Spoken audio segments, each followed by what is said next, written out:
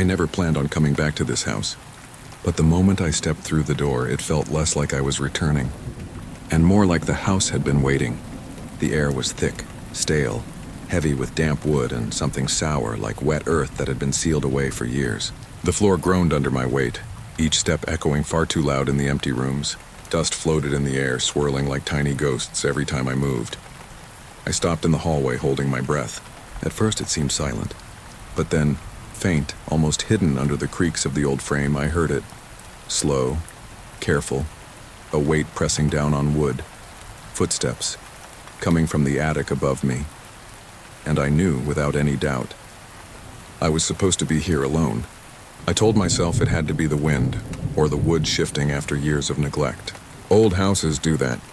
But when I climbed the stairs, the sound stopped, as if whoever, or whatever was up there was listening to me too. The attic door hung crooked, swollen from damp. I pushed it open and the smell of dust and old paper hit me hard. My flashlight beam cut through the dark, landing on nothing more than boxes, broken furniture, and cobwebs that clung to the air like curtains. No movement. No one. Still, the boards beneath my shoes carried more than just my own weight. The silence wasn't empty, it was watching, and in the farthest corner, half buried under a sheet, I saw something I didn't remember leaving behind. A tall shape draped in fabric, standing too straight to be furniture. I pulled the sheet back and found a mirror. The mirror was tall, framed in tarnished brass that had darkened with age. I couldn't remember ever owning it, and yet there it stood waiting. My reflection looked back at me in the thin beam of my flashlight, but something about it felt delayed, as if the glass needed a second too long to decide how I should appear. I reached out, brushing away dust with my hand. The surface was cold, colder than glass should ever be. My breath fogged up the silver, but the reflection didn't blur. It stayed sharp, watching me through the mist I left behind. A chill ran through my spine. I lowered the sheet back over the frame and backed away, telling myself it was just nerves, just fatigue. But when I turned to leave the attic, the boards creaked again. This time I hadn't moved. I left the attic door half open, too uneasy to close it completely. That night I tried to sleep in the old living room, surrounded by boxes I hadn't touched in years. The silence pressed down on me, broken only by the steady tick of the wall clock. But then I noticed its hands weren't moving. The tick was there, sharp and constant, yet the time on the face stayed frozen. Midnight. Always midnight. I turned away, trying to ignore it, and that's when I saw the family photograph on the mantel. The one taken when I was a child. I'd seen it 1,000 times before, but now something was wrong. My face in the picture was blurred, smudged like wet paint dragged across the glass. I reached out to touch it. The glass was warm, and from above me faintly came the sound of a floorboard bending under weight. The attic again. I sat upright, staring at the ceiling. The sound above me was steady now, measured, deliberate. Not the random groans of old timber. Footsteps. I grabbed the flashlight, my hand shaking, and forced myself back up the stairs. Each step I climbed, the noise seemed to retreat, always just ahead, leading me toward the attic door I'd left ajar. When I reached it, silence, the kind that makes your ears ring. I swung the beam of light across the room.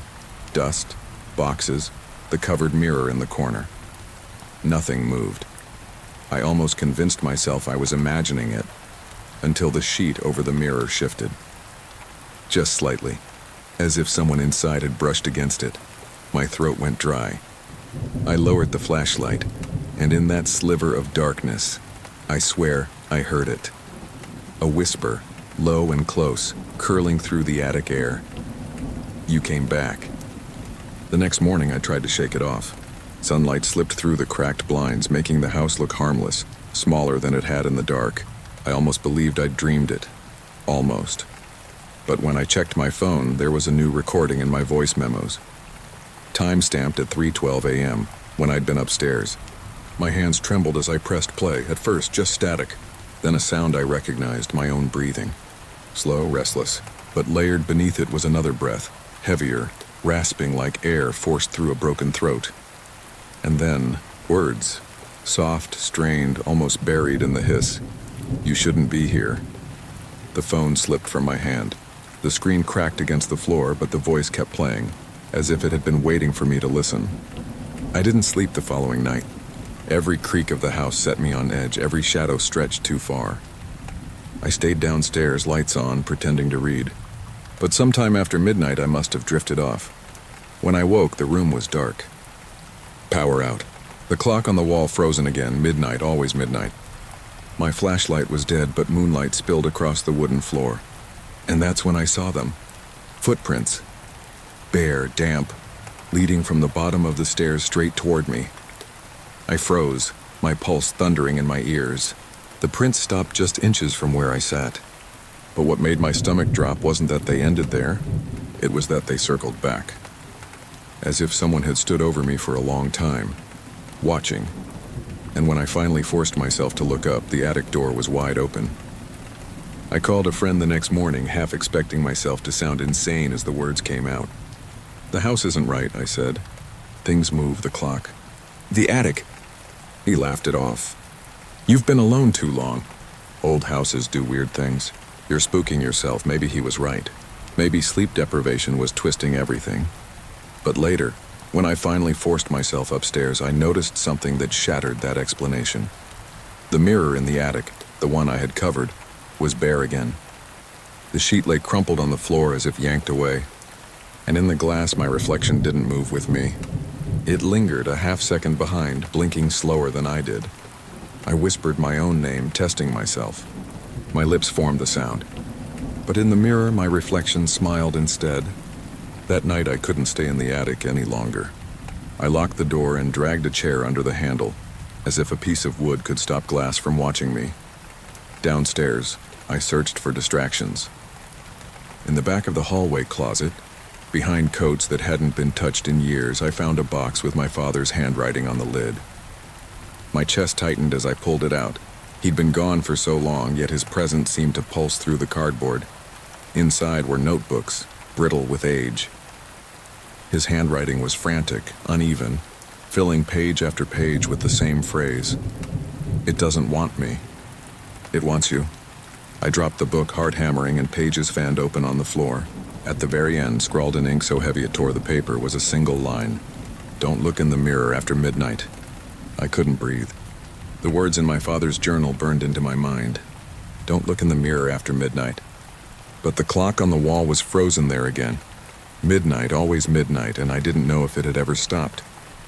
I tried to leave the house, but the front door jammed. The knob turned uselessly in my hand, the wood swollen tight in the frame. Behind me, the air grew heavier, pressing against my chest like deep water. Then the hallway lights flickered once, twice, before dying completely. In the blackness, I felt it. Not heard, not saw, felt. The weight of someone standing at the far end of the hall. I raised the flashlight, its weak beam trembling over peeling wallpaper, and for a fraction of a second it caught a figure, tall, still, waiting. When the beam shifted, it was gone. But the floorboard just a few feet in front of me groaned, bending under unseen weight. I didn't run. I don't know why. Maybe because every exit felt sealed, or maybe because some part of me wanted the truth, wanted to know what my father had feared. So I stayed in the hallway, the flashlight shaking in my hand, and whispered into the dark, "I know you're here." The air shifted, a draft curling around me, though no windows were open. My skin prickled with cold. Silence stretched thick and endless until the house itself seemed to be holding its breath. Then came the reply, not a word, but the sound of breathing, heavy and ragged, filling the space just a few feet ahead.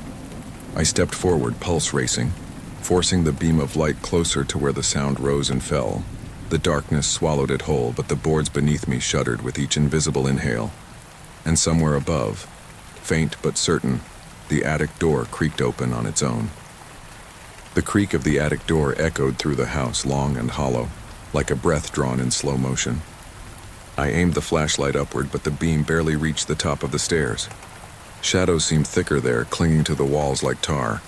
And then I heard it, my name, spoken softly, trembling in a voice I hadn't heard in years, my father's. "Come downstairs," it whispered, strained, as if it had traveled through walls of earth to reach me. The sound rattled inside my chest, familiar yet wrong, the way a memory feels when it's been warped by time. I wanted to answer, to believe it was him, but I remembered the journals. The warnings. My father had known something was here, something that could wear his voice like a mask. Still, when the voice called again, closer this time, almost right behind me, I felt my legs moving, carrying me toward the basement door I hadn't touched since arriving. The basement door resisted at first, swollen with damp, but when it gave, the smell hit me.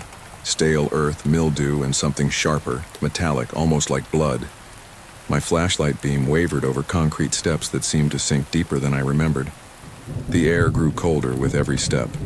My breath fogged out in front of me, curling into the dark. The voice, my father's voice, echoed faintly below, urging me on. Almost there. Just a little further. At the bottom, the beam caught the outline of a wall that didn't belong. Newer wood nailed over brick, the boards jagged and uneven. My stomach turned. Someone had built a room down here, hidden behind the basement wall. I pressed my hand to the boards. They were warm, pulsing faintly like the skin of something alive. And from the other side came a knock. Slow, heavy, deliberate. I tore at the boards, splinters biting into my palms, until a gap opened wide enough to slip through. My flashlight beam cut into the space beyond, and my heart nearly stopped. The room was small, carved out of the earth itself, walls damp and trembling with condensation.